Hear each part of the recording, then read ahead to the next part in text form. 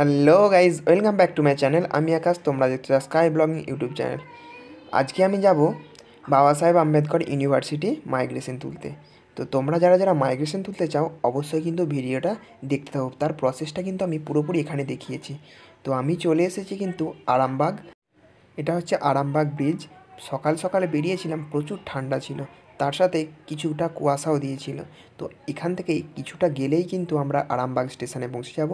তো সেখান থেকে ট্রেন ধরে কিন্তু আমরা বেরিয়ে পড়ব কলকাতার দিকে। তো ফাইনালি আমি কিন্তু আরামবাগ স্টেশনে এসে পৌঁছে গেছি। তো টিকিট কেটে নিলাম। এখান থেকে টিকিট আমার আরামবাগ থেকে হাওড়া পর্যন্ত টিকিট 25 টাকা নিল। তো তারপর আমরা কিন্তু ট্রেনে উঠে যাব। আরামবাগ থেকে মোটামুটি 3.5 ঘন্টা কি 3 ঘন্টার মতো লাগবে। তো আমি কিন্তু বেরিয়ে পড়লাম, অনেকটা বড় একটা জার্নি। তো ফাইনালি আমি কিন্তু হাওড়া স্টেশনে এসে পৌঁছে গেছি। প্রচুর ভিড় ছিল একদম, মানে ট্রেন থেকে নামা যাচ্ছিল না, এত পরিমাণ ভিড় ছিল। সেটা তোমরা স্টেশন চত্বর দেখেই বুঝতে পারছো, এমনিতেই সবসময় ভিড় থাকে। তো স্টেশনের বাইরে বেরিয়েই আমরা কিন্তু হাজরা মোড় যাওয়ার জন্য বাস ধরে নেব। তারপরে ওখান থেকে টোটো করে বাবা সাহেব আম্বেদকর ইউনিভার্সিটিতে আমরা কিন্তু পৌঁছে যাব। তো ফাইনালি আমি কিন্তু ইউনিভার্সিটির গেটের সামনে এসে পৌঁছে গেছি।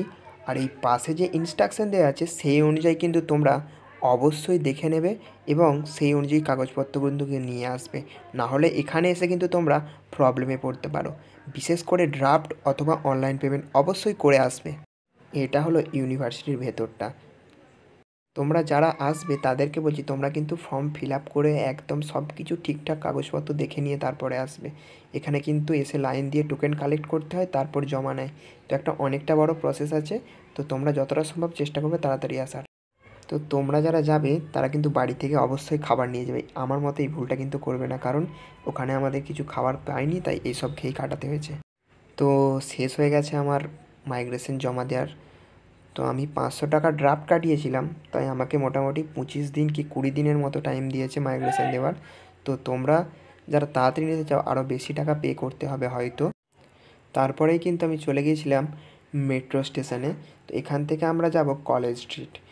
তো মেট্রোতে টিকিট কাটার পর আমরা কিন্তু মেট্রো স্টেশনের ভেতরে ঢুকে গেলাম।